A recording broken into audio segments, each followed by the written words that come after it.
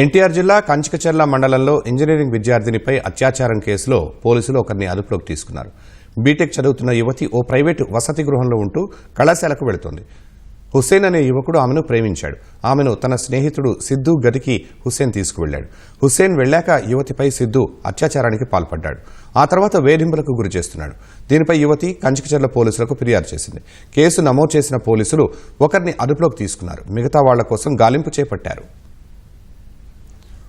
Engineering కాలేజీలో 2వ సంవత్సరం చదువుతున్న స్టూడెంట్ని పరిటాల గ్రామానికి చెందిన షేక్ హుస్సేన్ లవ్ పేరిట అమ్మాయిని అతని ఫ్రెండ్ సిద్ధు అనే అతని ఫ్రెండ్ రూమ్కి తీసుకెళ్లి ఆ రూమ్లో పెట్టి అతను బయటికి వెళ్ళేటప్పుడు ఆ సిద్ధు ఆవిడపై అసాల్ట్ చేసినట్టుగా ఆ రిపోర్టుపై కంచికచర్ల పోలీస్ స్టేషన్లో కేసు కట్టడం దర్యాప్తు చేస్తున్నాం.